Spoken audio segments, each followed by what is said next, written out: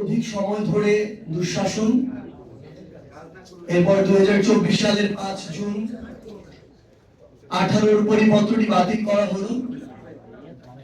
বৈষম্য বিরোধী ছাত্র আন্দোলন নামক প্ল্যাটফর্মটির উত্থান, সারা বাংলাদেশের ছাত্র জনতা ঐক্যবদ্ধ, খুনি ফ্যাসিস্ট হাসিনার পতন এবং দেশ ছেড়ে পালিয়ে যাওয়া। এটি অভ্যুত্থানের পরে নতুন এক বাংলাদেশ। এই নতুন বাংলাদেশের সময়ের সবচেয়ে বড় দাবিটি হচ্ছে একটি শক্তিশালী রাজনৈতিক দল। এবং আমাদের এই 7 মাসের অভ্যুত্থান পরবর্তী সময়ে সবচেয়ে বড় অনুধাবনটি হচ্ছে সেই 5 আগস্ট নতুন বাংলাদেশে আমরা যে স্বপ্নগুলো দেখেছি, এই জুলাই স্পিরিটকে সামনে রেখে নতুন বাংলাদেশকে আমরা যে জায়গায় কল্পনা করেছি, বাংলাদেশকে সেই জায়গায় নিয়ে যাওয়া একটা দীর্ঘ লড়াই। এবং আমরা আমাদের জায়গা থেকে বিশ্বাস করি যে হাজারো শহীদের জীবনের উপরে, প্রায় 1.5 লক্ষ ভাই বোনের রক্তের উপরে দাঁড়িয়ে যে নতুন বাংলাদেশ, এই বাংলাদেশে এই দীর্ঘ লড়াইটি করে সেই কাঙ্ক্ষিত বাংলাদেশ আগামী প্রজন্মকে উপহার দেয়া আমাদের কাছে একটি আমানত।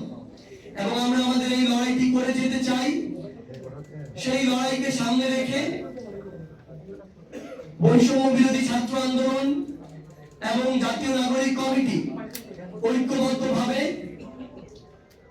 নতুন একটি রাজনৈতিক দলের আত্মপ্রকাশ করতে যাচ্ছে।